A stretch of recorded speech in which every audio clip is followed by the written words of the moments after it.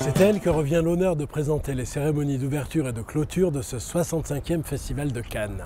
Joli clin d'œil puisqu'il y a un an, la présentation de The Artist dont elle est l'héroïne crée l'événement sur la Croisette avant de faire un tour du monde triomphal et de lui valoir le César de la meilleure actrice.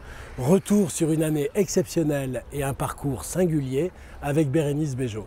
Vous allez donc être maîtresse de cérémonie. Vous avez le trac? Oui, j'ai énormément le trac. Pourquoi?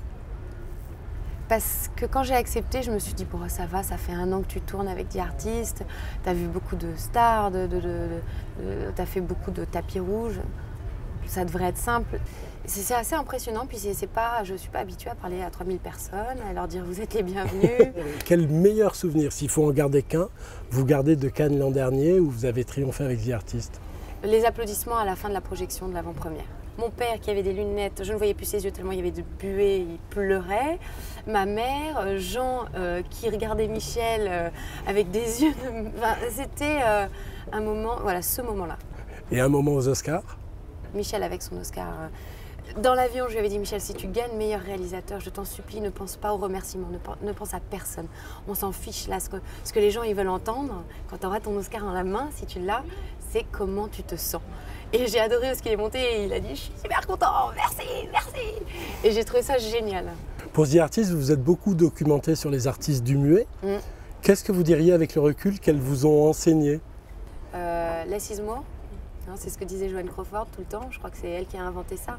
En fin de compte, on n'a pas besoin de beaucoup pour faire passer des choses.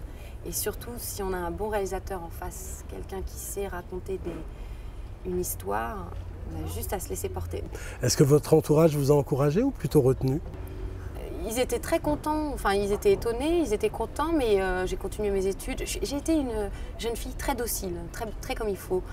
Mais du coup, mes parents, ils m'ont laissé tranquille, quoi. J'ai travaillé, vers 17-18 ans, j'ai commencé à gagner ma vie. Très vite, j'ai eu beaucoup de chance de travailler à la télé, j'ai fait quelques téléfilms, j'ai rencontré Junio, j'avais 23 ans. Le fait d'avoir fait un film qui s'appelle Meilleur espoir féminin, vous l'avez pris comme un signe? Oui, mais j'étais très pudique. Je me rappelle qu'à l'époque, grosse erreur de ma part, je dirais aujourd'hui, Gérard avait dit « ce serait bien peut-être de mettre ton visage et en dessous mes meilleurs espoirs féminins ». Je lui ai dit, ah non, hein, tu mets pas mon visage en gros sur l'affiche, c'est pas possible. J'étais pétrifiée de peur à l'idée de voir mon visage sur une affiche. Vous imaginez, aujourd'hui, une actrice qui dit je veux pas être sur l'affiche. En fait, c'est Charlotte Rampling qui m'a dit ça aussi. Elle m'a dit, Bérénice, dans une carrière, on n'a pas toujours la chance d'avoir des rôles comme celui que vous avez eu dans The Artist. Gardez-le bien précieusement. Ne cherchez pas à revivre ça. Oubliez-le. Passez à autre chose. C'est là. Si vous aviez une devise, ça serait laquelle? Ce serait advienne que pourra.